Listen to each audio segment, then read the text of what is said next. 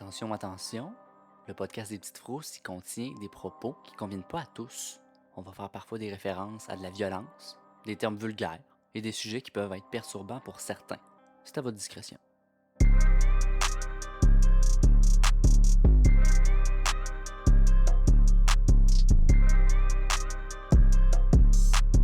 Bienvenue au podcast Les Petites Frousses où on parle de phénomènes inexpliqués et de meurtres résolus. Et là, il y a moi, Joanie, et Catherine, et Félix-Antoine. Bonjour. Bonjour. Là, c'est le premier cas qu'on va faire de la saison 4, puis je commence pas en douceur. Il est question d'une affaire complexe et frustrante qui suscite encore énormément de questions à ce jour, avec une enquête qui baigne dans le racisme systémique. Je vous parle de la mort mystérieuse de Tamla Horsford. Est-ce que ça vous dit quelque chose? Rien partout. Pas du tout pour moi. Bon.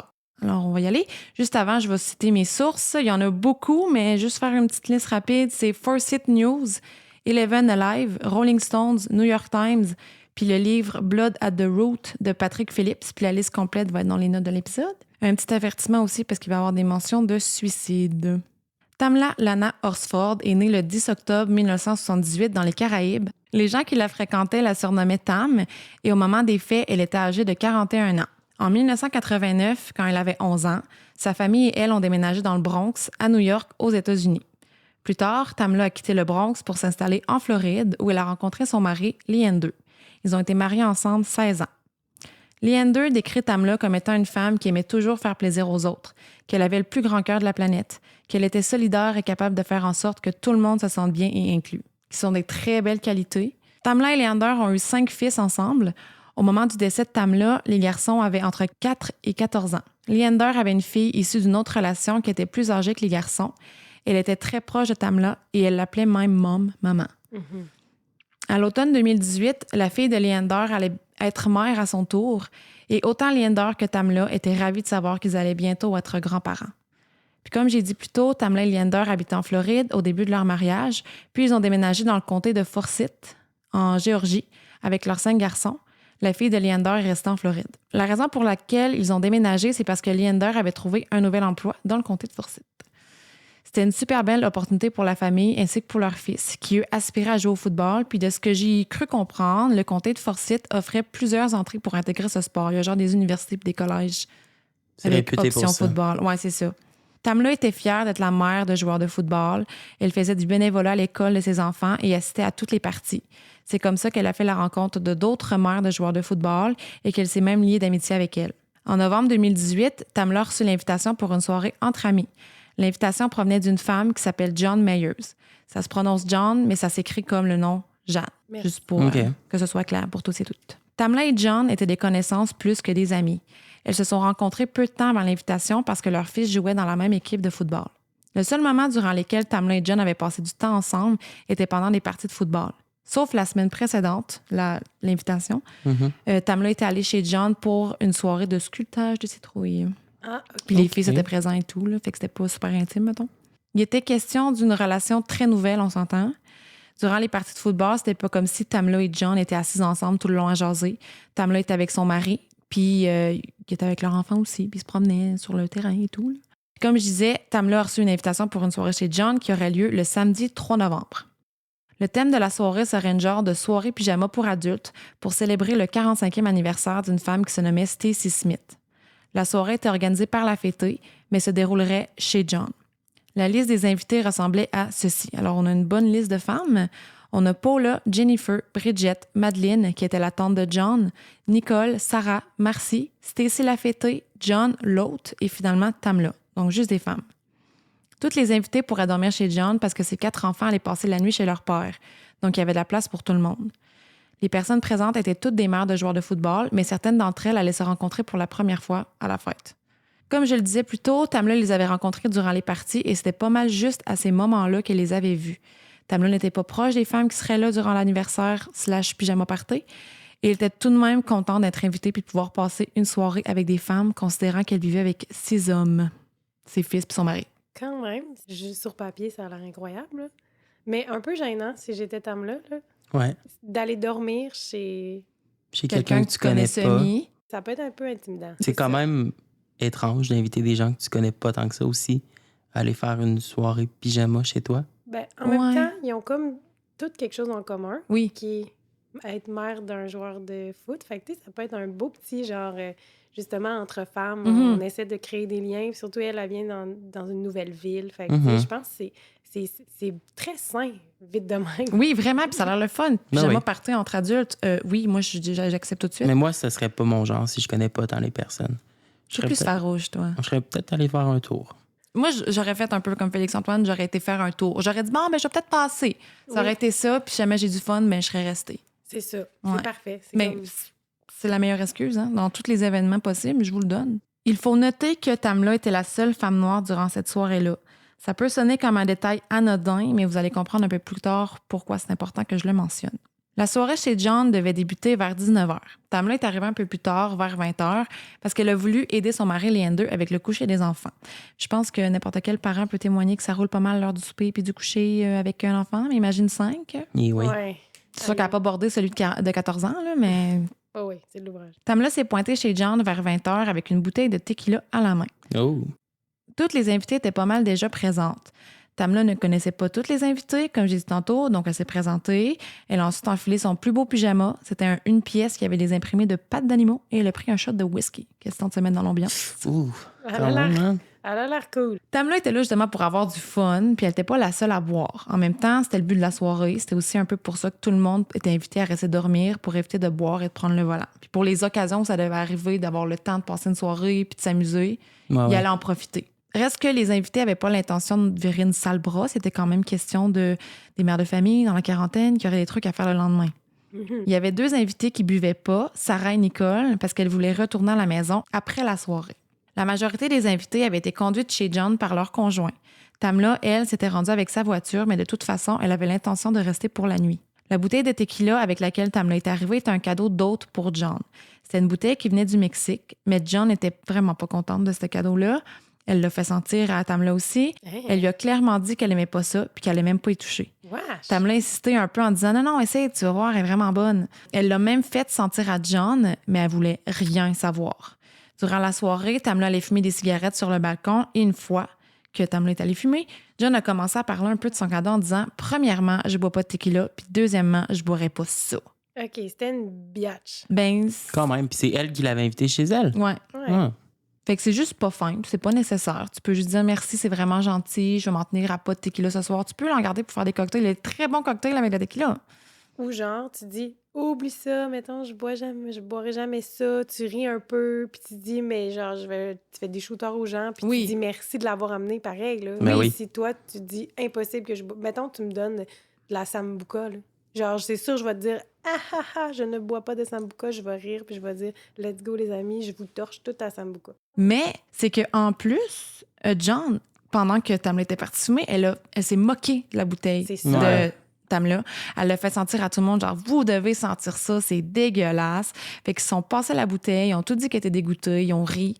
Puis ça a été quelque chose qui a été raconté par Nicole, un policier par après. Cette scène-là, un peu plate. Je trouve ça, c'est la mettre à l'écart. C'est je méchant, trouve, là, c'est sachant juste- qu'ils la connaissent pas. Mais Une c'est- méchanceté. Tellement immature pour des madames de 40 ans, c'est déplorable, mais ça me fait juste comprendre que, genre, l'intimidation puis ce genre de choses, de petits comportements, il veut toujours avoir une petite pomme pourrite, peu importe ton Oui. âge. Ouais. Absolument. C'est Puis le ça. fait qu'ils attendent qu'elle soit partie fumer, ça prouve qu'ils se moquaient d'elle encore plus. Qu'ils ont, Ouais. ils ont profité de ça pour se moquer d'elle. Elle vient d'arriver, là. Vous l'avez invitée.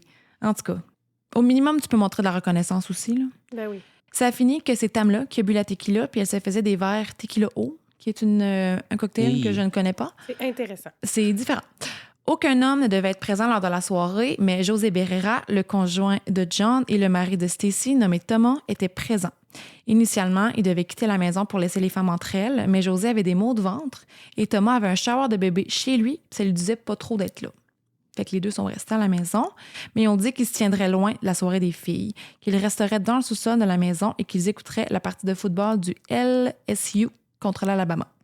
Fait que dans le fond, il y avait le chum de Stacy qui est Thomas. Oui. Et José, le chum de John. Exactement. OK. T'as bien pris tes notes. 2 boys qui sont dans le sous-sol. Oui, ils chillent dans le sous-sol, sauf qu'ils sont quand même montés à quelques reprises quand les grignotines sont sorties ou d'affaires de même. Là, on s'entend. Je comprends. C'est normal. J'aurais fait pareil. Ben oui. Selon ce que John a dit à la police, tout le monde s'entendait super bien.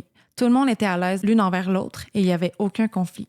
Ça buvait des verres, ça mangeait de la bonne bouffe. Elles ont aussi regardé la partie de football du LSU contre l'Alabama, etc. Il y a une photo que je publierai aussi où on voit les femmes toutes assises sur le divan, un verre à la main. Elles sont toutes proches l'une d'elles et elles ont l'air d'avoir du plaisir dans leur pyjama. Mais l'histoire derrière la photo, c'est que Tamla a suggéré de prendre une photo des femmes. Puis il y a seulement Madeleine qui est intervenue puis qui a dit « Je vais prendre la photo », la tante de John, dans le fond. Qui a dit « Non, tu vas dans le sofa, moi, je vais prendre la photo. Ouais. Les autres s'en foutaient que Tamla soit pas dans la photo, clairement. Tamla est allée à quelques reprises sur le balcon pour fumer des cigarettes, comme j'ai dit plus tôt. Puis elle était toujours accompagnée, souvent avec une invitée nommée Marcy. C'était la première fois que Tamla et Marcy se rencontraient. Marcy a dit qu'elles ont cliqué rapidement, qu'elles avaient plusieurs points communs comme le même signe astrologique et un de leurs fils avait le même nom, ce genre d'affaires-là. Ah, Genre, c'est cute. c'est fin. Ça, c'est comme, bon, on avait au moins une petite copine durant la soirée. Une fois, Madeleine, la tante de John, est allée fumer de la marijuana avec Tamla. Et Stacy, la fêtée, a dit avoir fumé seulement une petite puff. John a vu ça et elle était vraiment pas contente. Rabat-joie, la John. Elle est allée les voir et leur a demandé d'arrêter parce que son chum José travaillait comme agent de probation. Plus tard dans la soirée, une invitée nommée Jennifer était en état d'ébriété avancé. Elle avait déjà été arrêtée dans le passé pour avoir conduit sous l'influence, donc ça n'a pas surpris personne que c'était elle qui avait le plus consommé, et Jennifer est allée se coucher. À 22h30, Nicole et Sarah, les deux femmes qui ne buvaient pas, ont quitté la soirée. On peut lire ailleurs que Nicole est restée plus tard, mais c'est dans ces environs-là. Au même moment du départ de Nicole et Sarah, Tamla fait un appel FaceTime avec son mari Leander pour lui faire un petit coucou. Ses enfants qui étaient plus vieux ont aussi pu lui dire bonne nuit. Leander a dit que Tamla avait l'air de passer un bon moment et qu'elle semblait heureuse. Un peu plus tard, Tamla a aussi fait un appel FaceTime avec la fille de Leander. Elle devait être en boisson un peu, puis j'ai envie de parler à mes proches. Vers minuit, les invités qui restaient, autant les femmes que les hommes, ont joué à Cards Against Humanity. Vers 1h du matin, les gens commençaient à nettoyer et à se préparer à aller se coucher. Selon plusieurs personnes présentes, Tamla ne voulait pas se coucher tout de suite et elle aurait aimé que la soirée continue. Mais les autres étaient fatigués, quand même des choses à faire le lendemain. J'ai vu également que Tamla voulait peut-être quitter, mais que les autres ont insisté qu'elle reste parce qu'elle avait bu. Ses options auraient été de téléphoner à son mari ou de prendre un Uber ou un taxi. Peu importe, Tamla n'a pas appelé son mari pour venir la chercher. Puis, rappelle-moi, t'as dit, c'était en quelle année, ça? 2018. Les autres invités ont tout dit que Tamla n'était pas complètement saoule à ce stade-là. Oui, elle était sous l'influence de l'alcool, mais elle était capable de se supporter. Tamla aurait été déçue d'aller se coucher seule parce que toutes les autres invités avaient un sleeping buddy, quelqu'un avec qui dormir, mais pas elle. Fait qu'elle devait dormir toute seule quand tous les autres dorment en paire. Stacy lui aurait suggéré de laisser son téléphone cellulaire avec celui de Tamla, comme ça leur cellulaire pourrait dormir ensemble. Ça, c'est clairement une idée de personne qui a consommé quelques verres. Mhm. C'est très random. Mais c'est cute. On ne sait pas exactement à quelle heure, mais José, le copain de John, est descendu au sous-sol pour aller chercher son chargeur de téléphone qu'il avait laissé plus tôt. Il a déclaré avoir vu, sans vraiment regarder, que Tamla était là, réveillée. Selon lui, elle était seule à ce moment-là, puis de ce que je comprends, il n'y aurait pas eu d'interaction entre les deux. Une femme nommée Bridget Fuller a décidé que finalement, elle ne passerait pas la nuit chez John. Donc, Bridget et Tamla sont restés éveillés ensemble en attendant que le mari de Bridget, Gary, vienne la chercher. Tamla a dit à Bridget qu'après avoir mangé un petit quelque chose, qu'elle irait fumer une cigarette puis qu'elle irait se coucher. Selon Bridget, quand Gary est arrivé à la maison, Tamla l'a accompagnée à la porte, elles se sont prises dans leurs bras et se sont dit bonne nuit. Il y a Nicole, Sarah et Bridget qui ont quitté la soirée. Oui. Merci, Félix-Antoine. Oui. Bridget est la dernière personne à avoir vu Tamla en vie. Oh. En passant. Oh. John avait un système de sécurité qui permettait de savoir quelle porte s'ouvrait et se refermait et à quelle heure. Grâce à ça, on sait que Bridget aurait quitté par la porte avant de la maison à 1h47 du matin. Toujours grâce au système de sécurité, on sait qu'à 1h49, la porte arrière s'est ouverte puis s'est refermée 1 minute plus tard.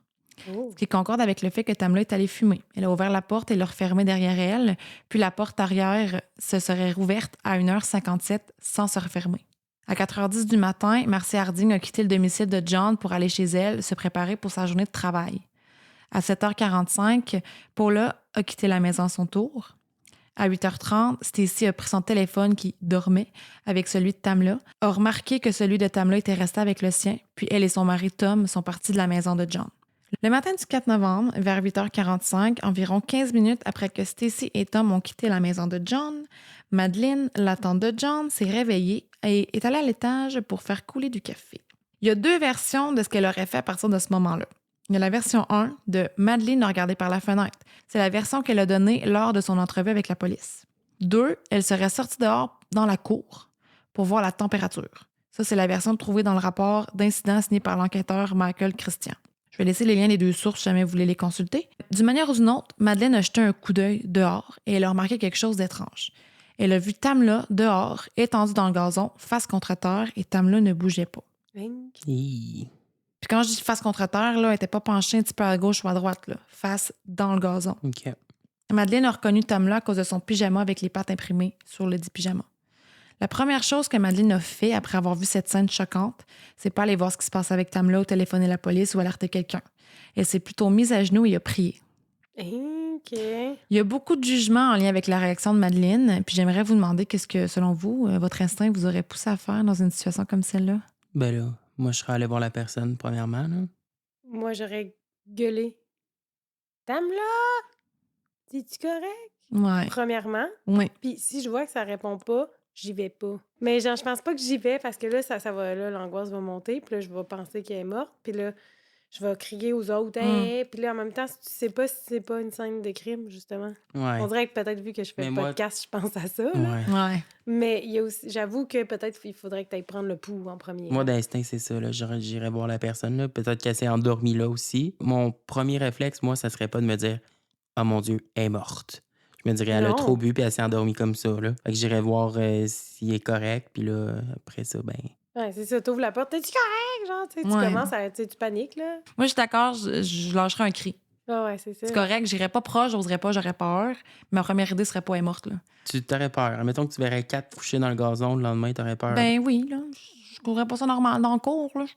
Je me verrais qu'il y a anguille sous roche, là. Ouais. J'irais, s'il y avait quelqu'un proche de réveiller, il y a personne de réveiller à ce moment-là. Mais j'irais chercher quelqu'un. Je pense que je serais peut-être allée voir, puis lui Ben shaker oui. les épaules, puis tout, pour être sûre. Puis là, je me serais mis à hurler encore Ouais. plus fort, là. Puis là, j'aurais dit vite, faut appeler la police. Genre, Oui. tout sauf prier, dans le fond. J'aurais, peu importe, croyant, pas pratiquant, pas pratiquant, je pense pas que l'idée en panique, c'est ça, là. C'est de voir si la personne est correcte avant de déduire qu'elle est décédée. Ouais. Mais bon. Après avoir fait sa prière, Madeleine est allée à l'étage pour réveiller John et José. Elle a cogné à leur porte et elle a entendu l'eau couler, comme si quelqu'un prenait une douche. Madeleine s'est donc dit, peut-être qu'ils prennent une douche ensemble, je les dérangerai pas. Oh, là, ben, tu sais. Regarde. Elle est persuadée que l'autre est morte, puis elle s'en va voir en haut pour avertir quelqu'un. Elle dit, ah, après la douche, tu sais. moi, Ah j'aurais plus rentré, j'aurais crié, genre, à l'aide. Là. Ouais. À tout le monde. Surtout que là. genre, Que d'aller plein de monde cogner. qui Je dort serais là. même pas cogné, là. J'aurais rentré dans leur chambre. Ben Ouais. oui, genre, je pense que je serais allée voir les voisins. J'aurais pris le premier téléphone sur le bord. Puis, mettons qu'elle dit qu'elle est sûre, là, clairement, elle savait, elle pensait qu'elle était décédée. Au moins, après avoir prié, prends ton téléphone Ben puis oui. appelle la police. Ben, c'est C'est ça. spécial. Ouais, c'est différent. Fait que ça, c'est Madeleine. Madeleine, la tante de John, Ouais. qui s'est réveillée en premier. Elle est louche, elle. Madeleine est redescendue en se disant peut-être que Tamla dormait dans le gazon, peut-être même qu'elle s'est levée entre-temps.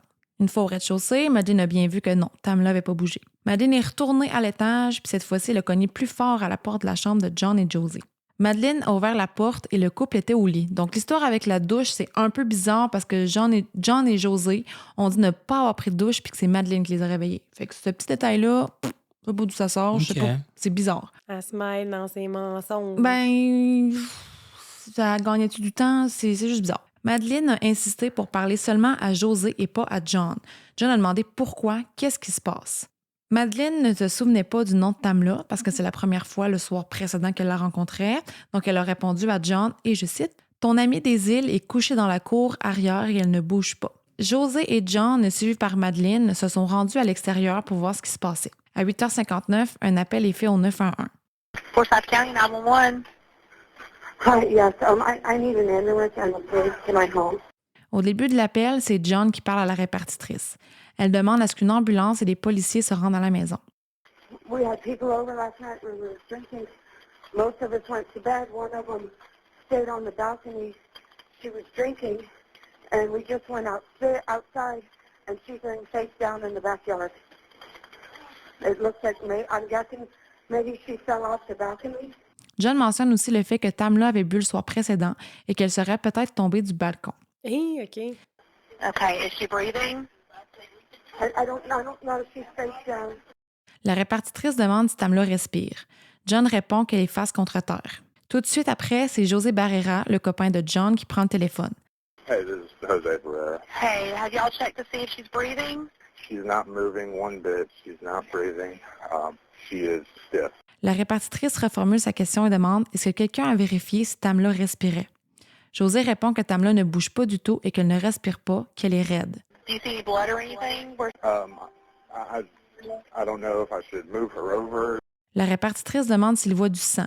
José dit qu'il n'est pas certain s'il devrait bouger Tamla pour mieux l'examiner ou pas. If she's not breathing and you know she's gone, then just leave her where she's at.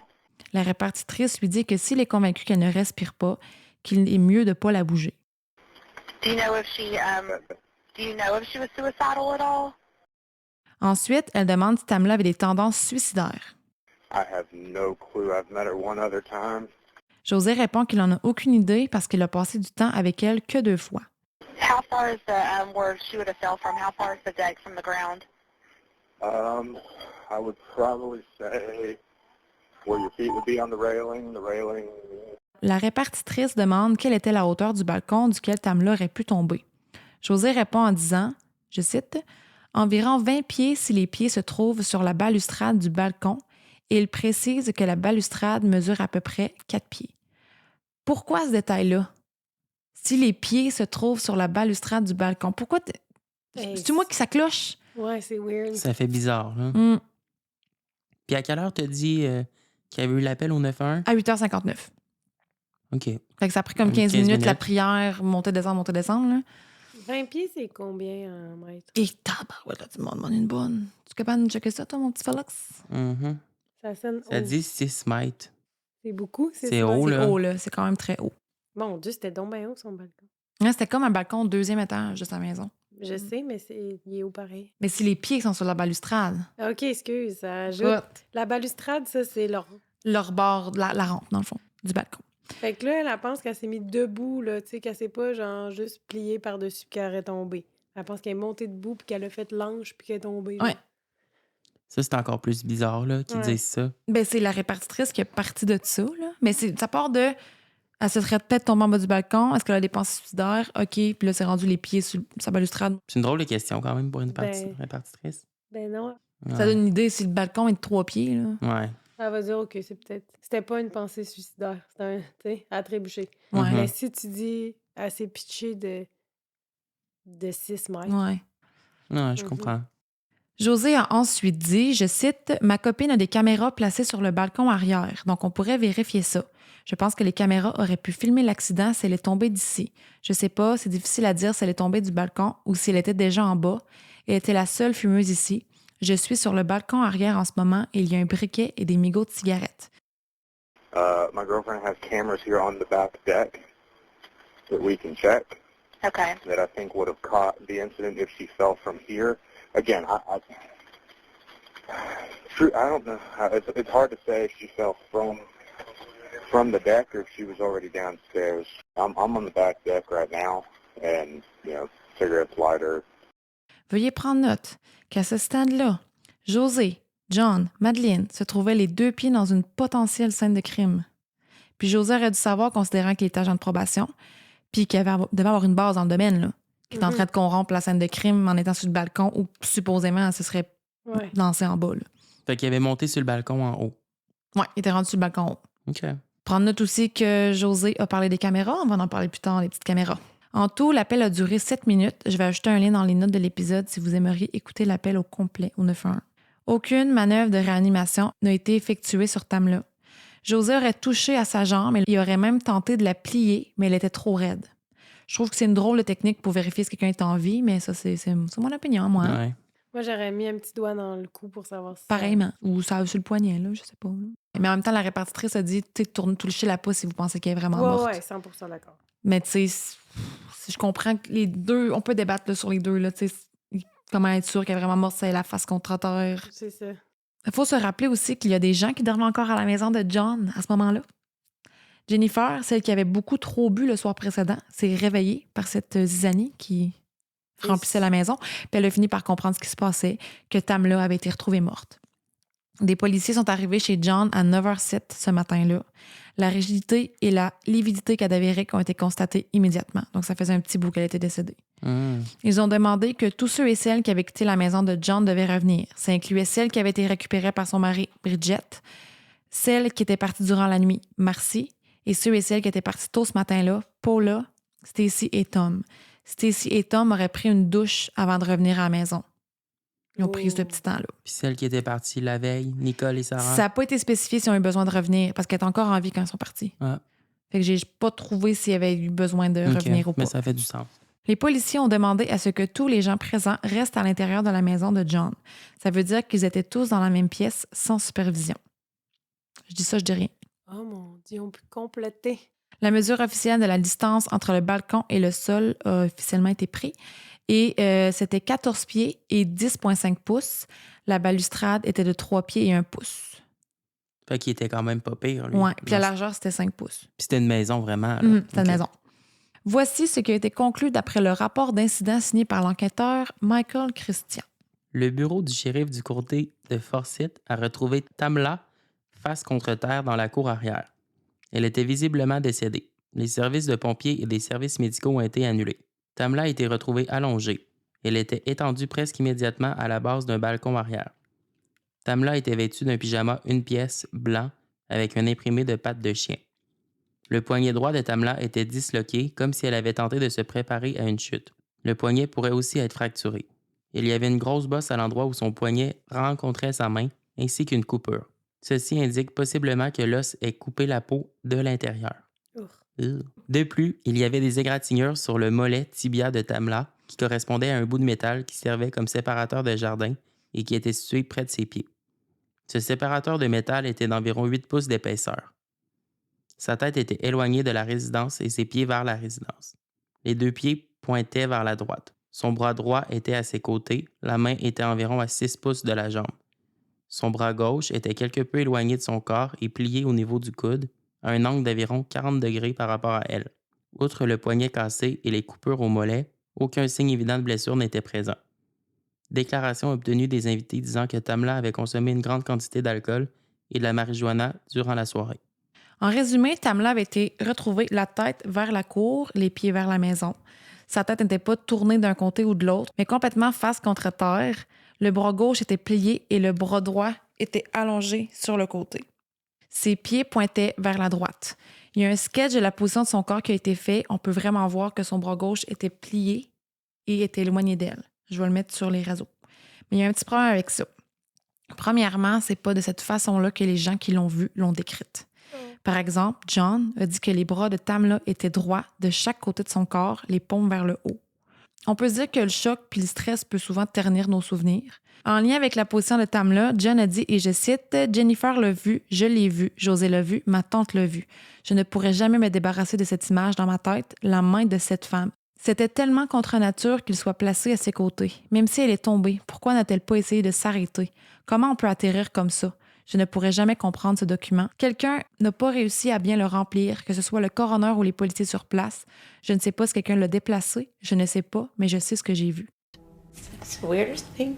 She was face down, but like her arms were down like she just face planted is the best way I can describe it. So her arms were like by her side? Yeah, they were by her side, palms up. OK, fait que tout le monde sur place dit qu'elle avait les bras allongés de chaque côté du Oui. corps, puis le coroner, lui, il met comme des bras en angle, puis Il y a un bras plié, un bras Ouais. déplié. Ouais. puis- c'est ça. Plus Bras gauche et naturel un peu, dans le Mais- sens, si tu tombes, ça va peut-être plus ressembler à ça. Exactement. Mais si tu tombes, puis tu ne retiens pas ta chute, avec les deux bras sur le côté, en tout cas, ça, on va Mais aller en comment tu détail. peux tomber sans retenir ta chute? Ouais, On je va pense en que parler plus tes tard. bras, ils vont tout seuls en avant, là. Ben oui. Ben, je pense que oui. Puis un deuxième problème aussi. Deuxième problème avec ça, c'est que autant le rapport d'incident que les témoins disent que le poignet qui a été fracturé ou disloqué, c'est lui du côté droit. Puis que c'est celui-là qui aurait essayé de la protéger de sa chute. Mhm. Mais le bras droit était tendu sur le long, sur le côté de son corps, la paume vers le haut. Comment elle a pu manger un coup en atteignant le sol, mais que le bras est droit sur son corps? C'est le bras gauche qui est plié. Ouais, c'est ça. Pour Fait que c'est le bras droit qui est tombé sur le long, qui a Non, qui a ça été marche disloqué. pas, genre. Ça marche pas. Puis, selon Leander, le mari de Tamla, la partie fracturée ou disloquée, là, mais on était du côté droit extérieur du poignet. C'était pas comme en avant ou en arrière. C'était sur le côté qu'il y avait une bosse. Bizarre. Est venu le temps d'annoncer le décès de Tamla à sa famille. Hi. Oh. Ce que je vais vous raconter provient directement de la bouche de Leander, le mari de Tamla. Il a participé à un live sur Instagram avec une femme qui s'appelle Tamika Mallory, qu'elle est reconnue pour être militante des droits civiques. Durant ce live, Leander a raconté qu'il était aux toilettes quand il a entendu quelqu'un cogner fort à sa porte d'entrée. Considérant qu'il était aux toilettes, l'un de ses fils est allé répondre. Le fils est revenu assez vite en disant « Papa, c'est la police ». Leander s'est pas inquiété sur le coup parce qu'il avait déjà eu des petits problèmes avec un voisin, des histoires de musique trop fortes et ce voisin a rappelé la police dans le passé. Donc son esprit s'est pas dirigé vers quelque chose de grave s'est produit. Leander a terminé ses trucs et est allé à l'entrée. Leander a ouvert la porte et les policiers ont demandé directement « Est-ce que vous êtes Lee ?» Leander a répondu « À quoi cette visite est liée? » And so I go downstairs, answer the door, and the cop says, "Is your name Lee?" And I said, "And what's this pertaining to?" And he said, "Is your name Lee?" And I said, "I'm going to ask you once again, what is this pertaining to?" Les policiers ont reposé la question initiale « Est-ce que vous êtes Lee? » Leander a répondu la même chose. À quoi est-ce que cette visite est liée? Les policiers ont monté le ton et ont demandé « Est-ce que vous êtes Lee? » He said, "Is your name Lee?" And I said, "Actually, no, it's not. It's Leander. But once again, what is this pertaining to?" Leander s'est résigné et a répondu « Non, mon nom c'est Leander. Pourquoi vous êtes ici? » Toujours avec le ton monté, on lui a répondu « C'est à propos de ta femme, elle est morte. » Voyons. And he said, "Well, your wife is deceased." So he said, "It's about your wife. She's deceased." That was his exact words. "It's about your wife. She's deceased." On peut débattre que les policiers ont perdu patience puis que Leander aurait dû répondre plus vite, mais il me semble que c'est pas trop demandé d'offrir un minimum de tact quand tu vas annoncer à un père de famille que sa femme est morte. C'est ça, là. Tu t'en vas te donner, genre, la plus grosse nouvelle d'une vie, là. Oui. Fait que ta patience, tu vas la prendre. Puis il est dans ses droits là, de demander pourquoi Mais oui, voyons. tu cognes à sa porte. Ça me choque. Oui. Leander a pensé qu'il était question d'un accident d'auto, mais les policiers ont expliqué un peu ce qu'il s'était passé. Que c'était un accident, qu'elle avait trop bu, qu'elle se serait barré les pieds et qu'elle aurait tombé et c'est comme ça qu'elle est décédée. Leander était abasourdi d'entendre ça parce qu'il avait déjà vu sa femme boire la moitié d'une bouteille de tequila pour aller ensuite danser la salsa dans les talons de 6 pouces. L'enquêteur a donné sa carte à Leander, mais juste avant, il a barré son numéro de téléphone pour le joindre. That was basically, "Well, if there's anything you need, here's my card." And then he scratched his actual cell phone number off of the card, but gave me the card. Ben voyons donc. OK, moi, je pense qu'il y a vraiment, là, dans la police, il y a anguille sous roche, là. C'est pas nécessairement les gens dans le party. On dirait, ouh là là, je sais plus ce qui se passe. Toujours lors du live Instagram avec Tamika Mallory, Leander a raconté le moment où il a vu sa femme au salon funéraire pour l'exposition. Je vous le raconte tout de suite. Là. Évidemment, l'autopsie a eu lieu avant, mais je vais vous le raconter pendant qu'on est dans le sujet. Dès qu'il a vu sa femme, il a lâché un « what the fuck ». I yelled, "What the fuck?" as loud as I could. I walked in and I saw my wife look like she had shoe polish on her face, black shoe polish all over her face. Like blackface. Selon lui, Tamla a été maquillée avec quelque chose d'aussi foncé que de la teinture à souliers noirs. Quelque chose de pas mal plus foncé que le teint de sa peau puis même de ses cheveux. Ben voyons. OK. Ça avait l'air de du blackface, selon lui. Pour ceux et celles qui ne sont pas familiers avec le blackface, ça se traduit littéralement par visage noir. Selon un article du Devoir, le blackface renvoie à une forme de théâtre qui fut populaire aux États-Unis entre 1830 et le début du 20e siècle, dans laquelle un acteur blanc se grimait en noir pour caricaturer un personnage noir, et c'était souvent dans le but de se moquer en utilisant des stéréotypes méprisants. Offensé par le maquillage de sa femme, Leander a demandé aux gens qui travaillaient au salon d'enlever ça immédiatement. I told them, "Take that off of my wife. Take all that." "Well, sir, I'm sorry, but we had to cover up the bruising and this and that." Mais on lui a répondu qu'il n'avait pas le choix en raison des ecchymoses que Tamla avait au visage. Pourtant, on pouvait encore voir les bleus au niveau des tempes et même des enflures malgré le maquillage foncé. Leander a insisté pour que le maquillage soit enlevé et qu'on lui laisse un moment avec sa femme sans qu'elle ait rien au visage. Les employés du salon ont fini par accepter. OK. C'est à ce moment qu'il a vu l'ampleur des blessures Oh. et pour lui, c'était impossible que le décès de sa femme soit causé par une simple chute. Oh my Fait God. qu'elle avait vraiment d'autres bleus au visage. Là. Oh oui. Donc, l'autopsie de Tamla a été faite le 6 novembre 2018 au bureau d'enquête de la Géorgie par un médecin légiste, Dr. Andrew Koopmeiners. Selon le rapport d'autopsie, Tamla aurait subi 4 types d'hémorragie au niveau du crâne et du cerveau. Elle avait de multiples blessures contondantes à la tête, au cou, au torse et aux extrémités. Elle aurait également subi une fracture au cou et une lacération du ventricule droit du cœur. Son poignet droit était bel et bien disloqué. Il n'y avait aucune de présence de fracture au niveau des épaules, de l'abdomen, du dos, ni même du visage. Donc, aucune fracture au niveau du nez, de dents cassées. Ce qui pour moi est quand même surprenant considérant qu'elle est tombée face contre terre. Elle s'est même pas mordu la langue. C'est vraiment... c'est un coup monté, tout ça, là. Tamla avait des petites égratignures sur le côté de son front, sur sa paupière gauche, sur son nez, sur sa tempe droite, sur le menton, sur son poignet droit, ses jambes, son index droit, etc. Il y en avait un, Mais s'il vous voyons plaît. donc. Selon les tests effectués par Dr. Sky Mularkey, le rapport de toxicologie démontre que l'alcool aurait été un facteur contributif à sa mort parce que son taux d'alcoolémie était de 0,238, soit près de 3 fois le taux légal pour conduire en Géorgie. Ils ont aussi trouvé des traces de Xanax et de THC. Selon la politique du bureau d'enquête de la Géorgie, le nombre de photos prises est à la discrétion du médecin légiste, mais doit inclure une photo du sac mortuaire, de la dépouille, une photo d'identité et puis des blessures. Pourtant, seulement 5 photos du corps de Tamla ont été prises lors de son autopsie, ce qui est très peu considérant le nombre de blessures retrouvées sur son corps, parce que Tamla avait littéralement des blessures de la tête jusqu'aux pieds. C'est ça. Il n'y en a pas assez. Fait qu'elle s'est comme fait tabasser, dans le fond. C'est ça, là. On dirait. Mais son taux d'alcoolémie était à 0,24, dans le fond. Ouais, c'est beaucoup. Quand même, là, avec du THC puis du Xanax. À la fin du rapport, on peut lire le passage suivant. Après les conclusions faites à la suite de l'autopsie et les informations récoltées durant l'enquête, la cause du décès de Tamla Horsford est due à de multiples blessures contondantes suite à un accident. Le rapport du médecin légiste a été partagé publiquement en février 2019 et mentionnait qu'aucune blessure n'indiquait la présence d'un acte criminel et que le dossier était officiellement clos. Fait que c'était un pur accident. Selon eux, oui. Qu'est-ce que vous en pensez? Ben là, je veux dire, comme j'ai dit tantôt, c'est un coup monté de A à Z, là.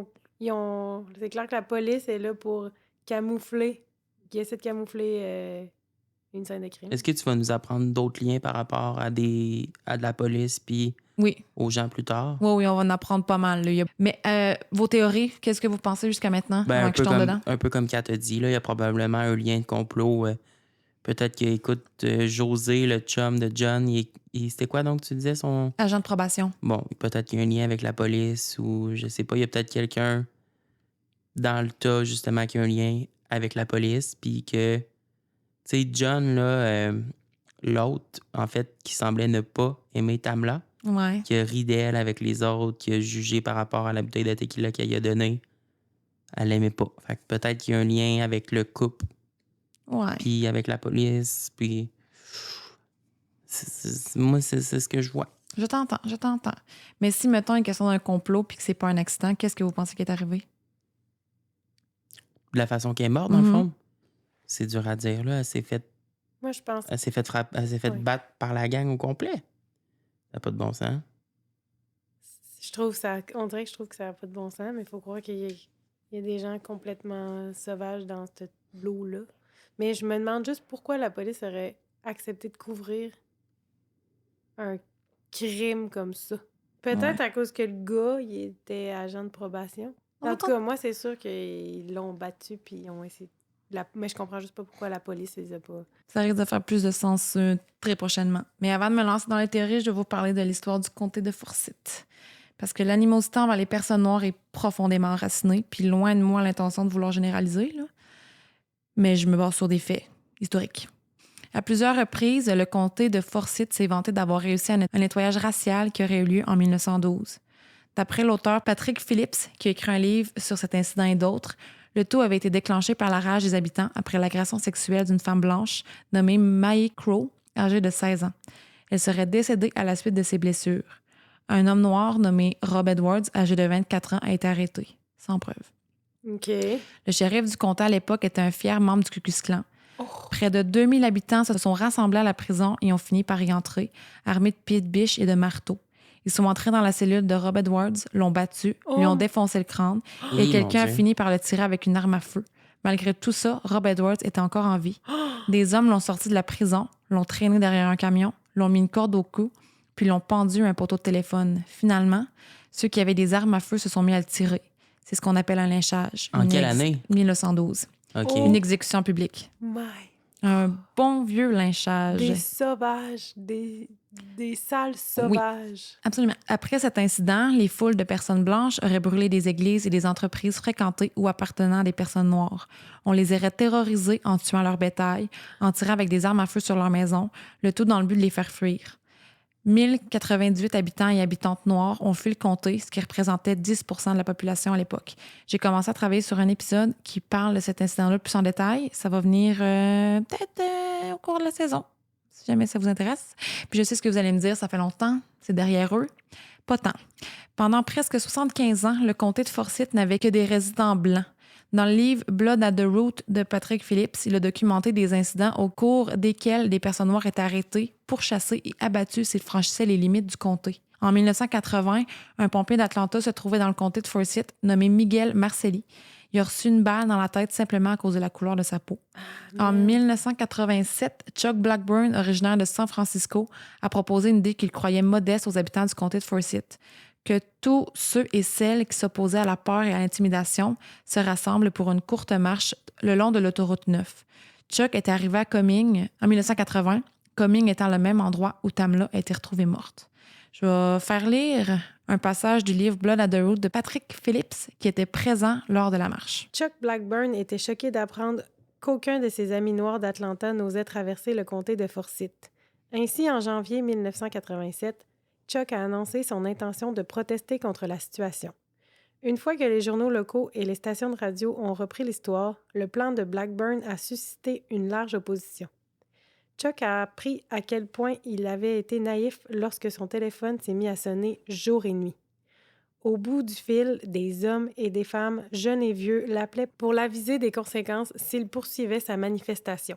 Les appels les plus doux ressemblaient à « Je ne pense tout simplement pas que ce soit une bonne idée pour vous d'essayer de faire venir ces mots en haine ici.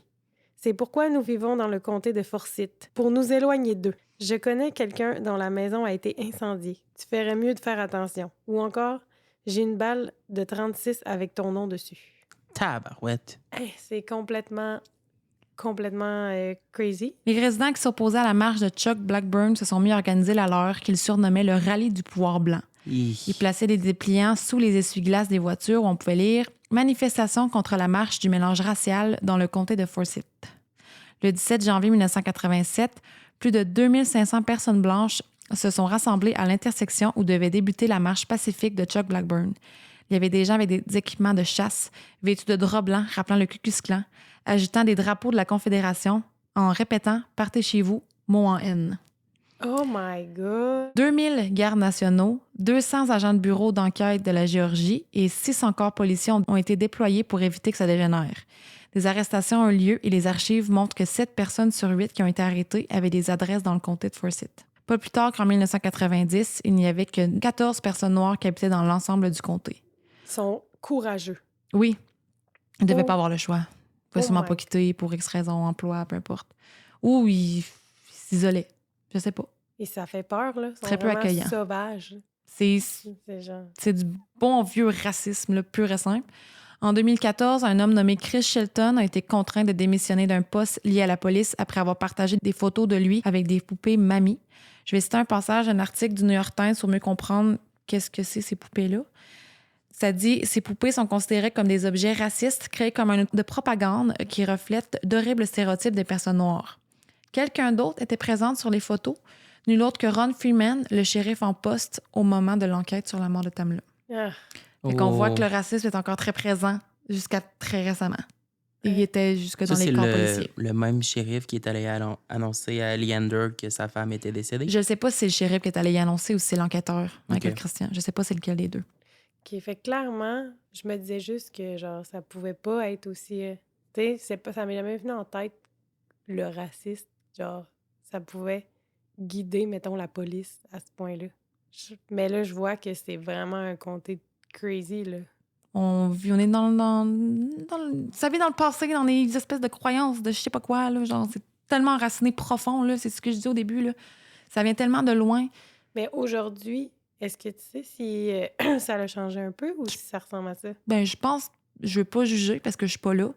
Mais si en 2018, il y avait un gars qui se prenait en photo avec des objets avec une signification raciste, ben je pense que c'est pas vraiment différent aujourd'hui. Sauf que Ron Freeman a également dû se résigner d'un poste qu'il occupait en 2014 pour avoir été surpris en train de tenter de modifier le dossier personnel d'un autre officier, nul autre que Chris Shelton, lui qui avait été pris en photo puis qui avait dû aussi se résigner de son poste. En gros, il voulait supprimer les photos, mais ça n'a pas empêché Ron Freeman de devenir shérif par contre. 2 ans après son congédiement, soit en 2016, Chris Shelton a été nommé coroner adjoint du comté de Forsyth. Puis retenez bien Chris Shelton parce qu'il va revenir plus tard. Fait que là, avec tout ce beau contexte, on peut se lancer dans les théories. C'est sûr qu'il est possible que Tamla soit décédée à la suite d'un simple et triste accident. Si on prend en considération le rapport de toxicologie, elle avait quand même un taux d'alcoolémie de 0,24 % si on arrondit. Un taux aussi élevé est associé à la perte de coordination, problème de vision, délai du temps de réaction et peut même mener à une perte de connaissance. Selon les enquêteurs, il restait seulement 1/8 de la bouteille de tequila que Tamla avait voulu offrir à John. Puis si on se fie à ce qui a été dit, c'est clairement la seule qui l'a bu. C'est quand même pas mal. Là. C'est beaucoup. T'sais, même les filles aussi ont prétendu, on n'a pas de choix à ça. Ça fait beaucoup, même si on ne connaît pas le pourcentage d'alcool dans la bouteille. Là. Mhm. Mais généralement, la tequila, c'est pas... C'est 40. c'est au moins 40. Là. Ouais. Mais, Ben, aux États-Unis, je sais que des fois, ça Mais c'est une Mais c'est bouteille qu'elle peut-être avait du ramenée Mexique. du Mexique. Ouais. Ok. fait que Ça devait être de la pure et dure. Là. j'ose croire. En plus de son taux d'alcoolémie élevé, Tamla aurait consommé de la marijuana et du Xanax qui aurait pu lui faire perdre le contrôle. L'alcool et le Xanax sont des dépresseurs et mélange ces substances peut entraîner un ralentissement de la fréquence cardiaque, de la respiration et de la motricité, de la parole et des réflexes. Puis j'ai longtemps cru que la marijuana, c'était un dépresseur, mais j'ai appris, après avoir consulté Félix, que c'était pas le cas. Oui, ben la marijuana, c'est un perturbateur. Ah oui, c'est quoi ça. un perturbateur? Ben, ça va perturber ta façon de voir plein d'aspects, dans le fond. Ça vient perturber ton système nerveux. OK. Mais ouais, oh là là, mais tu sais, peut-être qu'aussi, il y a quelqu'un qui a donné du Xanax sans qu'elle le sache. Peut-être que Tamla s'est penchée pour vomir au-dessus du balcon puis qu'elle a perdu l'équilibre. Peut-être qu'elle s'est tout simplement barré les pieds. Peut-être qu'elle s'est assise sur la rampe pendant qu'elle fumait puis qu'elle est tombée. Mais ça veut dire que Tamla est sortie dehors à 1h57, qu'elle a même pas pris le temps de fermer la porte derrière elle, qu'elle a pas eu le temps d'allumer sa cigarette, qu'on se souvient qu'il y avait une cigarette éteinte et un briquet qui était présent sur le balcon puis qu'elle est tombée. Même John Mayers a pas cru à cette théorie, l'autre. Il était persuadé que Tamla était tombée non pas du balcon, mais du sol directement et qu'elle aurait suffoqué dans le gazon. John était tellement certaine qu'elle a publié un statut Facebook disant « Personne n'est tombé de mon balcon » avant de le supprimer quelques instants plus tard. Même les policiers présents sur les lieux pouvaient difficilement expliquer la position du corps de Tamla. Des questions demeurent sans réponse. Comment une femme avec un taux d'alcoolémie de 0,24 % a semblé en contrôle de ses moyens selon les entrevues des témoins et des vidéos prises ce soir-là? Comment Tamla a fait pour monter et passer par-dessus une balustrade de presque 4 pieds en étant complètement ivre alors qu'elle mesurait 5,5 pieds? Tu sais, c'était si saoul que ça, là. Non. Comment tu fais pour Elle mesurait combien la balustrade? 4 pieds à peu près? Ben, c'est quand même haut, là, comparé à elle. Ben, tu sais, c'est moins haut qu'elle, mais quand même. Oui. Non, Tu c'est fais ça. pas une chute puis tu passes pas par-dessus, Mais là. c'est ça. Ça y arrive pas aux hanches, là, mettons. Ouais, c'est Ouais, ça. mais même si elle essaie de monter dessus, puis qu'elle est complètement saoule, supposément, comment qu'elle a fait pour monter dessus pour se garocher en bas?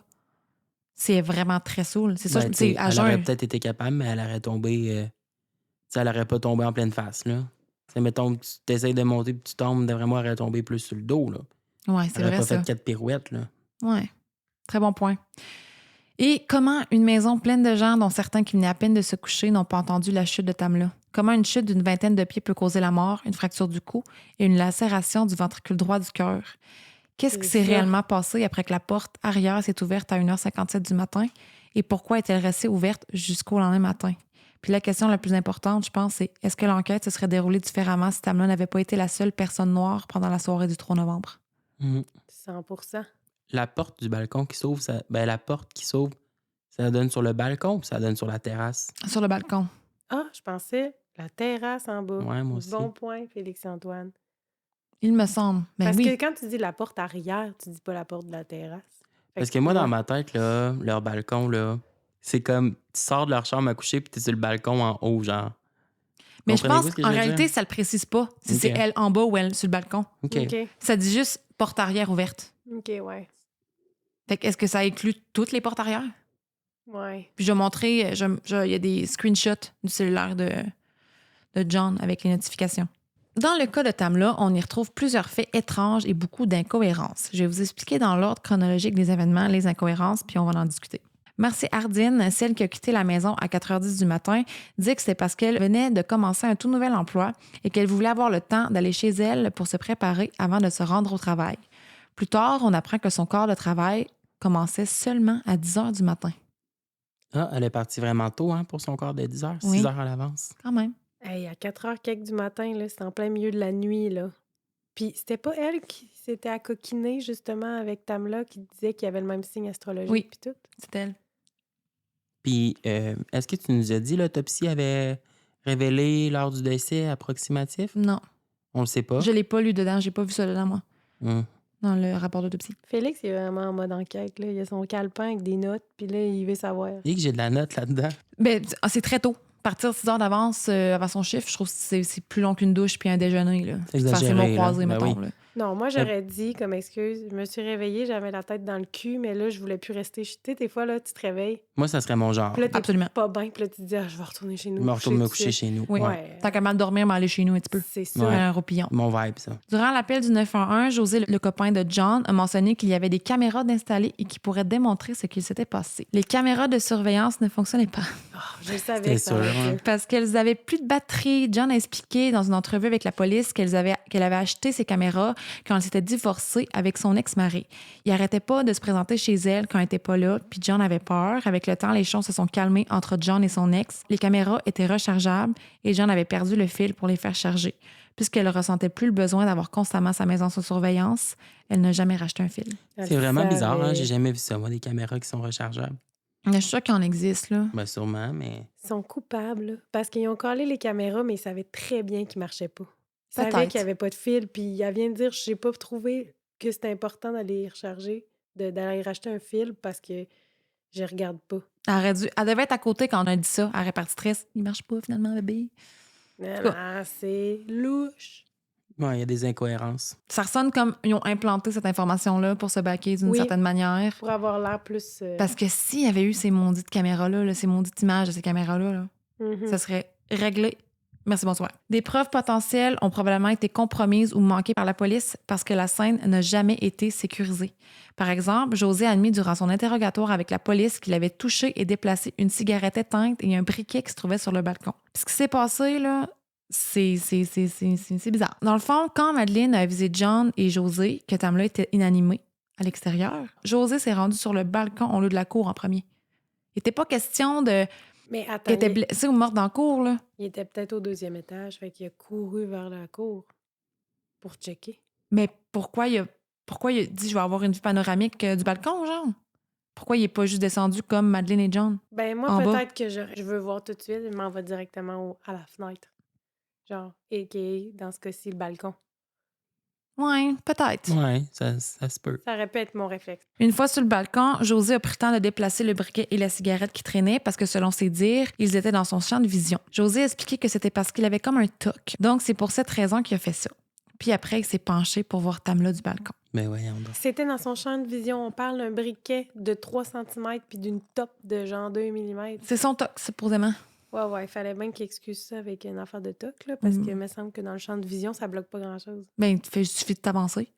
Mais je comprends pas pourquoi il a déplacé ça à cause qu'il y avait un toc. C'est comme si ça lui brimait sa vision. Mais ça change quoi qu'il ait déplacé? Mais pour lui, il voyait mieux, que c'était plus dans le champ de vision. OK, mais Au niveau par rapport de à l'enquête. l'enquête, ouais. Si, mettons, là, c'était à quelqu'un d'autre, ça prouve peut-être que quelqu'un d'autre avait été sur le balcon, tu comprends? Ah, OK. Fait que là, il l'a touché. Fait que là, c'est compromis. Les mégots de cigarettes trouvés sur le balcon n'ont jamais été prises par la police parce qu'ils pensaient que le décès était un accident dès le début. Les empreintes digitales n'ont pas été récoltées. Moi, je vois ça comme, je suis allée sur le balcon, peut-être, mettons, José est coupable, là.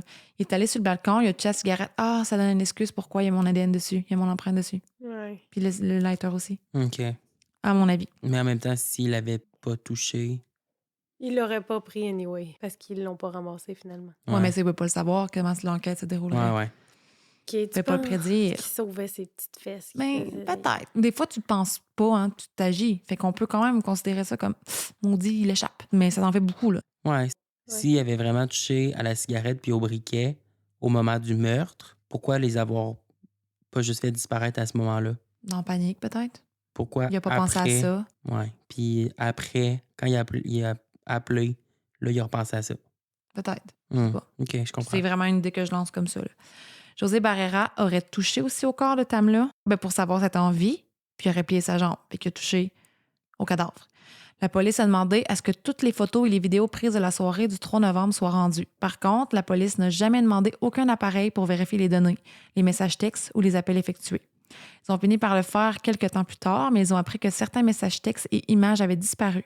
Ils ont aussi appris qu'au moins 2 personnes parmi celles présentes lors de la soirée possédaient de nouveaux téléphones.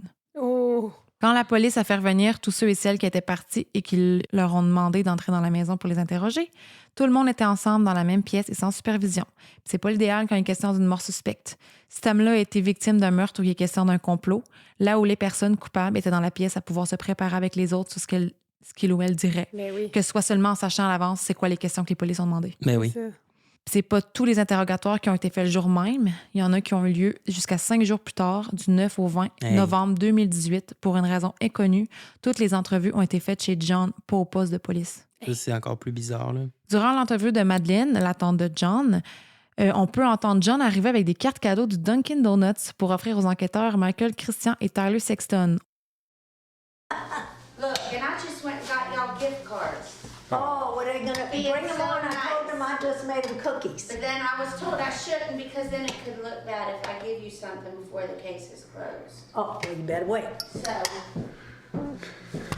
and it's very stereotypical because I figure all cops go to Dunkin' Donuts, right? You may have something.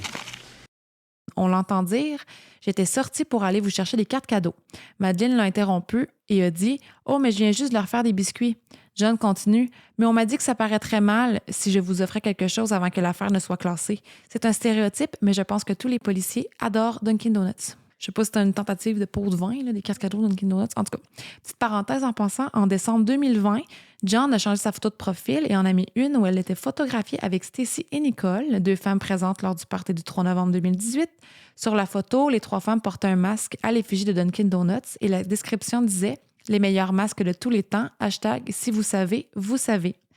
Mais franchement, tu sais, c'est en lien avec une interrogation au sujet d'une femme qui est décédée dans ta maison. Peux-tu lui donner un minimum de respect? Ouais. De faire une farce avec ça. Je viens de trouver la photo sur Google, là, puis c'est 3 petites madames, genre teint du blonde, là. Tu sais? Demande donc voir. 3 petites. Je vais tout publier les photos OK, aussi. Là, vous avec allez des pas- masques sur le masque, dans le fond. Il y a le logo Dunkin' OK, Donuts. moi, je voyais... C'est ça, je m'avais pas imaginé ça comme ça. J'imaginais genre un masque full face, là. Mais non, un masque pour la COVID. OK, ouais. ouais. Avec des petits logos. De beigne. Ça fait plus de sens. Ouais. Dans les commentaires de cette publication, il y avait plusieurs personnes qui trouvaient ça vraiment très drôle, dont une femme nommée Anna de Blois. Puis là, vous allez me dire c'est qui elle, Anna de Blois, on l'a pas connue jusqu'à maintenant, mais moi vous dire c'est qui. Anna de Blois et son mari, nommé Brian de Blois, sont des amis très proches de quelques personnes présentes à la soirée du 3 novembre, dont Stacy et Tom Smith. Il y a des photos d'eux ensemble où on les voit célébrer un anniversaire sur un bateau. Anna de Blois les qualifie d'amis de la famille. Le mari d'Anna, Brian, est un vétéran des forces de l'ordre militaire. Il est propriétaire d'une entreprise nommée Opération 21 et il travaille avec Chris Shelton, l'adjoint du coroner qui a été renvoyé pour avoir partagé des photos de lui avec des poupées mamie. Le chum de Anna de Blois, Oui, Ryan, Ouais. il était ami avec le coroner, pas le coroner, le... Il travaille avec Ok. Chris Shelton, OK. le gars qui est adjoint du coroner et qui a pris des photos avec les poupées, là, à connotation raciste. OK.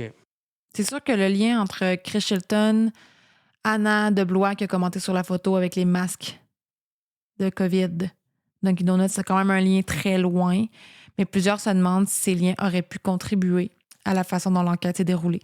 Puis je peux comprendre aussi que se prendre en photo avec des poupées mamies, là, ça peut être peut-être ignorant, mais le fait que tu te prennes en photo avec ça, que tu essaies de les supprimer par la suite, tu comprends c'est quoi l'ampleur de ton acte. Mhm. Lors de son entrevue, John Mayer s'est fait demander si Tamla s'était rendue à son lit. Peut-être qu'elle aurait dormi puis qu'elle serait morte plus tard dans la nuit. Mais John a répondu non, elle s'est pas rendue à son lit. Puis elle s'est reprise rapidement en disant ben je dis ça parce que le lit n'était pas défait. Durant l'autopsie, aucun test en cas d'agression sexuelle ni de prélèvement sous les ongles n'a été fait. Le magazine Rolling Stone a contacté Nellie Miles, la directrice des affaires publiques du bureau d'enquête de Géorgie, pour savoir pourquoi ça n'avait pas été fait. Elle a répondu que ces mesures ne sont pas faites de façon routinière et que dans le cas de Tamla Horsford, c'est parce qu'il n'y avait rien qui pointait vers un acte criminel. On peut ajouter à ça aussi le fait que seulement 5 photos ont été prises quand il y aurait dû en avoir plus durant l'autopsie. Là. Mhm. Pour ce qui est du Xanax, les enquêteurs ont fouillé dans le sac de Tamla puis ont trouvé plusieurs petits items qu'on voit normalement. C'est son portefeuille, ses vêtements de rechange. Ils ont trouvé un sac avec de la marijuana et du papier à rouler, mais rien qui aurait pu contenir du Xanax. OK. Leander affirme que Tamla n'a jamais pris de Xanax, qu'elle n'en avait pas de prescrit ni personne dans la famille. Le Xanax qu'elle aurait consommé ne se serait pas rendu à son foie, donc elle l'avait ingéré que très récemment avant sa mort. Peut-être même que ça n'a même pas eu le temps d'influencer son comportement.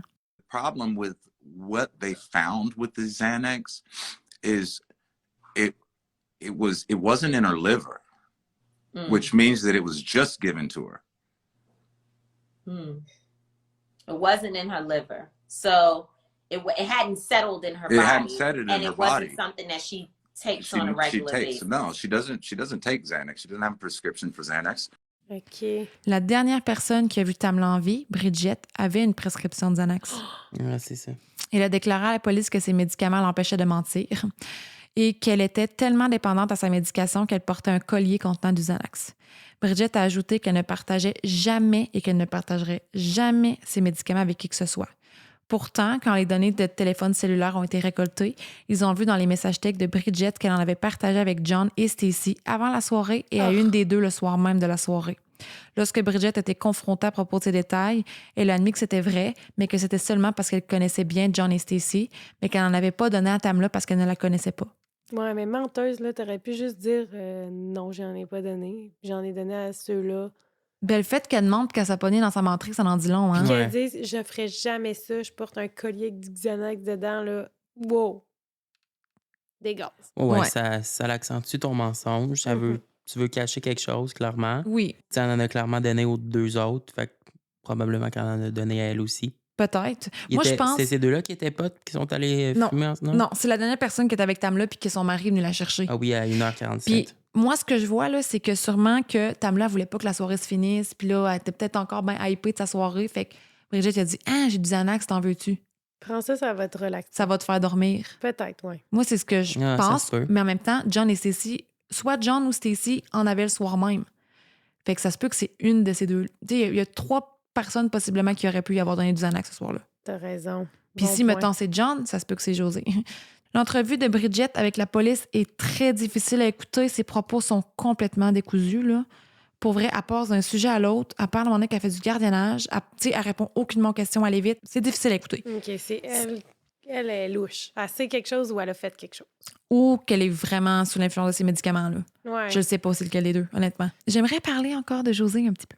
José a perdu son emploi au palais de justice en décembre 2018, 1 mois après la mort de Tamla et avant que l'enquête soit terminée. La raison de son congédiement, c'est qu'il a été accusé d'avoir accédé de manière inappropriée et illégale au dossier lié à la mort de Tamla. José aurait tenté d'avoir accès à ces données à plusieurs reprises lorsqu'il était en service. Il voulait savoir la police était rendue où dans l'enquête et aurait également vérifié ce qu'il en était pour sa copine, John. L'administration du tribunal a jugé qu'il y avait un bris de confiance et que sa capacité d'exercer ses fonctions était mise en doute. Aucune action en justice n'a été intentée contre José. José s'est aussi retrouvé au centre d'un autre débat important dans cette affaire, à savoir si le bras gauche de Tamla avait été bougé. On se souvient que les dires des gens qui ont vu Tamla avant l'arrivée des policiers étaient que son bras gauche était tendu sur le long de son corps. Pourtant, le rapport d'incident de Michael Christian dit qu'il était plié au niveau du coude à un angle de 40 degrés.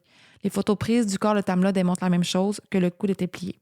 Selon un rapport obtenu par Rolling Stones, José aurait contacté le lieutenant Andy Callin par téléphone pour l'aviser qu'il avait vérifié le pouls de Tamla avec son bras gauche.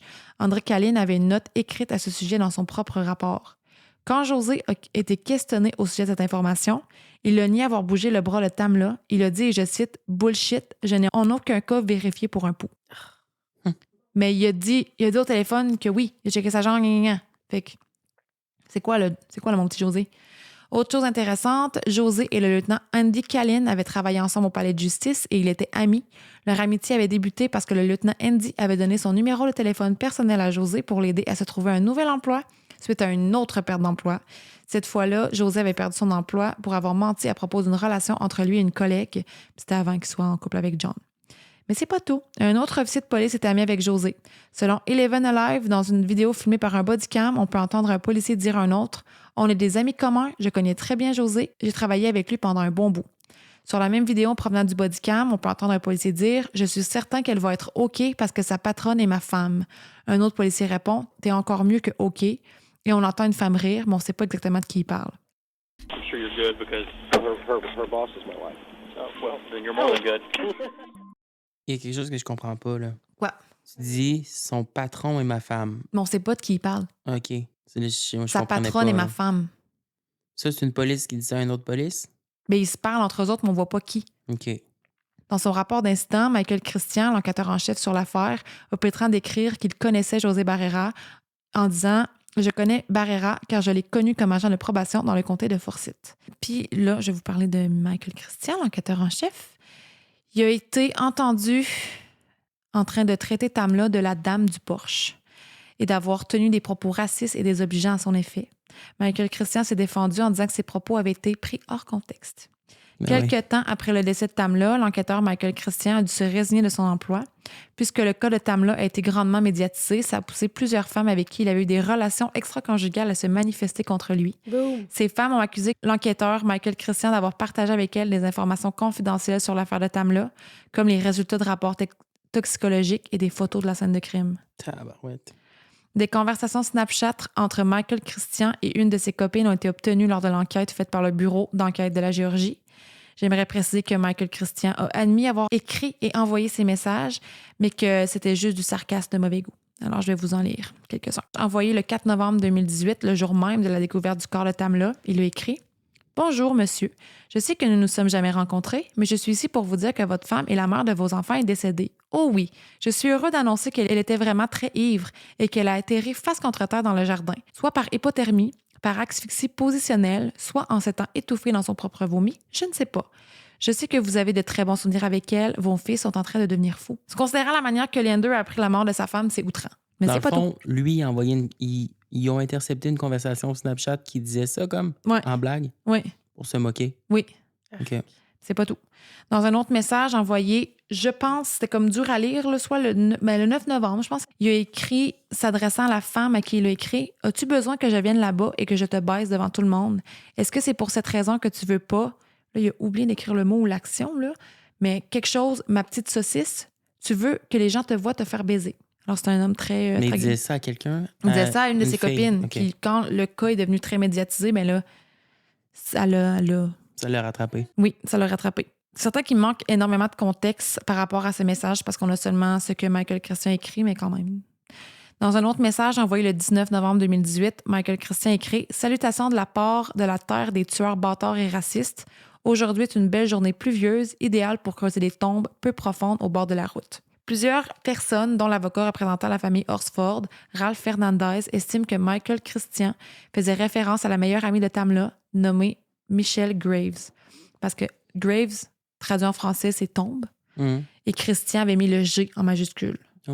Fait que c'est comme une espèce de... Jeu de mots poche, là. Michelle Graves s'est montrée particulièrement critique à l'égard de l'enquête et des gens qui y avaient travaillé. Michelle s'est mis beaucoup de gens à dos pour avoir contesté la crédibilité des personnes présentes la nuit de la mort de Tamla. 7 des personnes présentes la nuit de l'incident, dont John Myers et José Barrera, ont poursuivi Michelle Graves pour diffamation après avoir publié des statuts Facebook mentionnant leur nom, mais la poursuite a été rejetée. L'enquêteur Michael Christian aurait dit à l'une des femmes qu'il voyait qu'il avait découvert des appels entre José Barrera et le lieutenant Andy Callin, lui qui aurait dit supposément qu'il aurait bougé le bras, avant l'appel fait au 911 le 4 novembre, et qu'il soupçonnait que le lieutenant ait aidé des gens présents chez John à inventer une histoire. Pourtant, selon les données recueillies avec Verizon, José Barrera n'aurait pas utilisé son téléphone entre minuit et 10 heures le matin du 4 novembre. Leander, le mari de Tamla, est convaincu que sa femme a été placée là, mais que le décès était ailleurs. Quand Leander a passé un moment seul avec Tamla au salon funéraire sans maquillage, il a pris des photos. Puis il a vraiment été surpris de voir à quel point il y avait des blessures au niveau des tempes. Leander se demande pourquoi, s'il est tombé face contre terre, que Tamla ait des blessures aux tempes. Hey, il faut le faire pareil, là. Il a pris des photos de sa pauvre femme. Ouais. Oh, je trouve ça horrible. C'est triste. C'était comme ça l'occasion de récolter des preuves. Genre, il y a ça dans son téléphone, là, pauvre homme. Là. Ouais. Je trouve ça Ouais, déjà que c'est une 2 journées à base, le funérail de ta femme. Là. Seigneur. Ouais. En résumé, pour appuyer la théorie de l'homicide, l'avocat représentant la famille Horsford, Ralph Fernandez, souligne que les écorchures sur les bras et les mains de Tamla pourraient très bien être des blessures défensives, que les déclarations des témoins étaient contradictoires et que leur comportement aussi d'ailleurs. Autant des personnes responsables que les témoins de l'enquête étaient suspects, que la scène de crime et des éléments de preuve ont été compromises et n'ont pas été préservés convenablement et que le nombre de photos prises lors de l'autopsie est louche. Toutes ces raisons indiquent que le cas de Tamla Horsford est probablement un homicide. La seule chose qui manque, par contre, en fait, c'est plusieurs choses. C'est un motif, un coupable précis, puis une séquence des événements. Tellement. J'aimerais préciser qu'il y a eu un mandat de recherche pour obtenir les mandats du téléphone du mari de Tamla, Leanne 2, mais il n'y avait aucune information pertinente. Fait que lui, il est complètement rayé. Là. Il n'y a rien arrivé avec lui. Là. C'est pas lui. Avec qui tu dis? Leanne 2, le mari de Tamla. OK. Dans les documents du bureau d'enquête de la Géorgie, on peut voir que Stephen Reynolds, le meilleur ami de Leanne 2, a exprimé ses inquiétudes quant au fait que la mort de Tamla aurait pu être motivée par quelque chose de sexuel. Le premier semblant de motif que j'ai trouvé vient de Reddit. Puis l'utilisateur suggère que les deux hommes présents lors de la soirée du 3 novembre, Thomas Smith et José Barrera, seraient responsables. L'un d'eux aurait pu flirter avec Tamla, que ça l'aurait rendu mal à l'aise et c'est pour cette raison qu'elle voulait quitter. Plus tard, ils auraient placé du Xanax dans son verre. Tamla est sorti sur la terrasse pour fumer une cigarette et aurait commencé à sentir les effets du Xanax. L'un des deux hommes serait sorti après l'avoir vue seule, en profitant du fait que tous les autres étaient partis ou endormis. On aurait essayé de se forcer sur elle par derrière et il y aurait eu une lutte entre les deux. Il s'est appuyé très lourdement sur elle, forçant son corps à se pencher au-dessus du balcon. Elle est tombée la tête première et est morte. Ça se pourrait. Ça se pourrait, mais je pense pas que ça a été intentionnel. Le but, c'était pas de la tuer. Ben après qu'il se soit débattu, comme il a dit. Ouais. On aurait Mais en fait général, une chute mettons. accidentelle. Ouais. Ça ferait comme, ça serait un peu le seul motif de pourquoi il aurait pu avoir une altercation. Ouais. Ouais. Je vois pas, mettons, entre les femmes, il se serait quoi, crêpé le chignon, puis il aurait fini par se battre, puis après ça, il aurait camouflé ça. Non, À je cause pense que pas. ce sont des sales racistes. Mais Il je l'aurait peut-être penserais pas. invité. Je pense Ce serait sincèrement un gros complot, là. Mettons, là, il aurait tout prévu ça entre elles, qu'il allait faire. Non, Tu sais, non, c'est too non, much, là. Je pense que ça fait quand même du sens, moi. Comme... Moi aussi, je le vois. Puis considérant qu'il n'y a pas eu de test en cas d'agression sexuelle, en dessous des ongles non plus, il n'y a pas eu d'empreinte, il n'y a rien eu de ça qui a été fait, ça se peut en tabarouette. José Barrera qui monte sur le balcon, oh, j'ai touché la cigarette, oh, excusez, qui touche au corps, c'est comme s'il voulait avoir comme son ADN sur sa jambe, peut-être qu'il l'a traîné par ses pieds quand il a voulu la descendre en bas. Si, mettons, ça a assommé sur le balcon en haut, puis il a fait « fuck, je vais simuler une chute en bas du balcon ». Puis là, il insimise ça dans l'appel avec le 911. Il y a aussi le fait que le soir, il a dit qu'il l'a vu toute seule, il allait juste chercher sa charge de téléphone. Fait que lui, il l'a vu c'est ça. à ce moment-là. Il y a 2 couples présents lors de la soirée qui seraient des couples qui pratiquent l'échangisme, dont John et José et Stacy et Tom. Peut-être qu'il aurait initié quelque chose de sexuel puis que ça aurait mal tourné. Leanne 2, lui, pense qu'une altercation aurait pu être la cause de la mort de sa femme. Il a affirmé que Tamla était quelqu'un qui n'avait pas peur de communiquer sa façon de penser, peu importe le sujet ou la situation. Moi, c'est ça que je comprends d'elle aussi. Oui. Elle est capable d'en prendre. Là. Une femme de caractère. Ouais, vraiment. C'est ça, on dirait que ça pourrait être n'importe quoi. Parce que vu qu'ils ont un background raciste, tu sais, mettons la madame, là, la tante qui s'est mise à prier puis tout, là. C'est peut-être qu'à un moment donné, elle l'a vu debout parce que la tante s'est levée pour aller aux toilettes durant la nuit, puis là, elle a vu Tamla faire quelque chose, puis elle a dit « T'es-tu en train de voler? » Tu sais, on sait jamais. Là, genre, puis là, elle crie, puis là, il y a quelqu'un d'autre qui arrive, puis là, il l'accuse de ci, ça, puis là, la bagarre pogne. Ouais. Tu sais, ça peut être n'importe quoi. Mm-hmm. Mais le fait qu'elle ait du Xanax dans son sang, ça me dit que l'hypothèse de genre l'agression, kind of... Son dernier verre. Ouais. Ça pourrait faire plus de sens. Ça pourrait pour moi, fitter. C'est vraiment bizarre. Le cas de Tamla Horsford a attiré encore plus l'attention du public en 2020, suite à la vague de manifestations Black Lives Matter qui a pour but de militer contre le racisme systémique. Lors des manifestations qui ont lieu à la suite du décès très médiatisé et controversé de George Floyd, des gens ont été vus avec des pancartes où il était écrit « Justice pour Tamla Horsford ». Les gens sceptiques face aux accusations de l'enquête ont souligné le passé racial et turbulent du comté de Forsyth et aussi le manque de diversité dans une population blanche à 85 %. Des personnalités publiques comme Kim Kardashian, 50 Cent et T.I. ont demandé à ce que l'enquête soit relancée en partageant des photos et des informations à propos de Tamla sur Instagram et Twitter. Quand même, hein? Le 5 juin 2020, l'avocat représentant la famille Horsford, Ralph Fernandez, a publié une lettre résumant ses conclusions en lien avec son propre examen des preuves. Il a dit « L'homicide demeure une très grande possibilité ». J'aimerais préciser que l'avocat Ralph Fernandez a investi plus de 500 heures pro bono et dit être prêt à en passer 1000 autres si ça peut les mener à connaître la vérité sur ce qui est arrivé à Tamla. Pro bono, c'est bénévolement. Toujours au mois de juin 2020, le bureau de l'enquête de la Géorgie a rouvert l'enquête sur la mort de Tamla. En mai 2021, la procureure du comté, Penny Penn, a annoncé que le bureau d'enquête de la Géorgie avait conclu son enquête et qu'aucune accusation ne serait portée pour la mort de Tamla. Le bureau d'enquête de la Géorgie est venu aux mêmes conclusions initialement faites par le bureau du shérif de Forsyth, qu'il s'agissait simplement d'un accident tragique, le résultat d'une soirée entre mamans qui a mal tourné. Une pétition pour que le FBI prenne en charge l'enquête sur la mort de Tamla a été lancée. À ce jour, elle a atteint les 722 000 signatures. C'est beaucoup. Je vais mettre un lien si jamais vous aimez, vous avez le goût de... Ça pourrait ouvert. Ouais. Non, mais ça a été refermé en 2021. Pas longtemps que ça. Là. Les entrevues de John, Madeleine, José, Bridget, etc., toute la gang sont disponibles sur YouTube. Je vais laisser des liens pour que vous puissiez les écouter dans leur entièreté. Même chose pour l'appel du 911. Peu importe s'il est question d'un accident ou d'un acte criminel, l'enquête sur la mort de Tamla Horsford a été bâclée. Le père de Tamla a dit que l'enquête n'était pas sur comment expliquer ce qui s'était passé, mais comment prouver que ce qui s'était passé était de la faute de Tamla. Mettre la faute sur elle, dans le fond. Ouais. Avec l'alcool, le ci, le ça, ou le comprendre vraiment. T'sais, en faisant les choses de la bonne manière, simplement. Thierry Blanco, la belle-sœur de Tamla, a dit le fait qu'il s'agisse d'une femme noire dans une marée de personnes qui ne l'étaient pas, pour avoir quelque chose à voir avec le fait que cette affaire n'a pas fait l'objet d'une enquête plus approfondie. Leander a déclaré lors d'une entrevue télévisée « Je veux juste que la vérité éclate. Nous voulons juste savoir ce qui s'est passé. Si c'est un accident, prouvez-le nous. » Tellement. Ben oui. J'espère que ça va être réouvert, mais il faudrait qu'il déterre le corps de Tamla. Je pense que il est trop tard. Ouais. Parce que ce qu'il y avait comme preuve est plus là. C'est dans la cour puis dans la maison. Ben oui, c'est sûr. Là. Avec le temps, c'est pas facile. Puis ils ont tellement l'air d'avoir pas de remords, le monde. Là. Personne qui va aller de l'avant puis qui va en stouler un. Personne va parler. Personne va parler.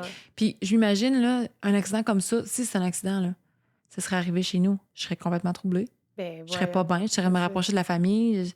Puis, tu sais, m'emmener dans une entrevue, là, pendant que c'est Madeleine qui fait son entrevue, pas Madeleine, John a dit « Hey, vous avez encore besoin de moi, je peux aller me préparer pour aller au funérail. » Mais tu sais, d'un ton vraiment comme « Elle veut pas y aller. » Chris, elle est morte chez vous, la fille, tu la connaissais. Même si t'es pas ta meilleure amie, là. Ah non, c'est voyons donc. Puis le mari, il dit quoi de ça? Il pense que quelqu'un l'a tué là-bas, il est convaincu. Ben oui. Puis il a laissé quand même tout ce monde-là aller au funérail de sa femme? Ben, c'est au funérail qu'il a vraiment vu l'étendue des blessures, là. OK. Ouais, ben, c'est ça. Avant ça, il pensait pas nécessairement que c'était un meurtre. Mais il trouvait ça bizarre, là, que c'était quand même intense. Ben oui, il l'a dit, là, elle savait porter l'alcool puis tout, elle serait pas tombée d'un balcon. Là. Ouais. Mais est-ce que ça se pourrait aussi que ça soit juste ça? Ça se pourrait. Ben non, pas avec les blessures. Mais je penserais pas. C'est ça. Mais en même temps, je suis tellement mitigée aussi parce que on dirait que je suis pas capable d'imaginer qu'est-ce qui aurait pu se passer, genre. C'est une bagarre, dur, hein? c'est une chicane. Il y avait tellement de monde dans la maison. Comment quelqu'un peut faire un aussi gros pacte de silence? Au moins qu'il y a du monde qui en a vraiment aucune idée. Puis tu sais, il parle de quel point Tamla était saoule, mais pendant ce temps-là, il y a Jennifer qui est allée se coucher genre de bonne heure parce qu'elle était trop saoule. Fait que c'était pas la seule à être complètement ivre, supposément. Ouais. Non, mais toutes les erreurs du fait qu'ils n'ont pas fait une enquête, que le corps a été... qu'ils ont dit que le corps, les bras étaient allongés, mais après ça, le coroner, il fait un dessin qui a les bras comme en... Fait que il y a trop de trucs qui concordent pas. Ouais, il y a des incohérences. Tu les as toutes énumérées. Fait que moi, selon moi, ça prouve qu'elle n'est pas tombée du balcon. Oui, puis je pense aussi que de la manière que son poignet droit est disloqué, c'est ça, là. La chute, ça fonctionne pas. Moi, ça sonne comme elle s'est peut-être cachée avec son bras, puis elle a mangé un coup, ou qu'elle a donné un coup à quelqu'un trop fort. Ouais. Parce que c'est pas en essayant de freiner sa chute. Ça n'a rien à voir. Non. Fait que sûrement qu'elle a mis sa main vraiment devant son visage, puis quelqu'un essaie de la frapper. On peut signer la pétition, faire notre bout. Si la FBI s'en mêle, ça serait vraiment, vraiment magnifique. Fait que c'est ça, c'était notre premier cas de la saison 4. J'espère que... Très choquant comme cas, très... Mais c'est un cas lourd, tu sais. Ouais. Ah oui, beaucoup de détails, beaucoup de personnages. Moi, je pense à la famille et aux enfants. Je trouve ça tellement triste, là, les pauvres petits pets. J'ai vu une photo avec ses 5 enfants. Puis... Oui, puis tu sais, elle aurait jamais eu le temps d'être grand-mère. Mais non, elle était toute jeune, là. Elle avait l'air vraiment genre d'une petite mère pimpante, là. Ouais, elle avait l'air parfaite. Mais en espérant qu'un jour, le mystère soit élucidé puis que son mari puisse faire son deuil convenablement. Si vous voulez voir les photos, il y a des trucs qu'on a mentionnés pour vous donner une meilleure image, une meilleure idée de ce qui s'est passé. Vous pouvez les voir sur nos réseaux sociaux, lespetitesfrousses.pod, ou sur Facebook, Les Petites Frousses. Il y a plein de liens partout. Trouvez-nous. Puis merci beaucoup de nous avoir écoutés. Bye. Bye. Bye, bye, bye.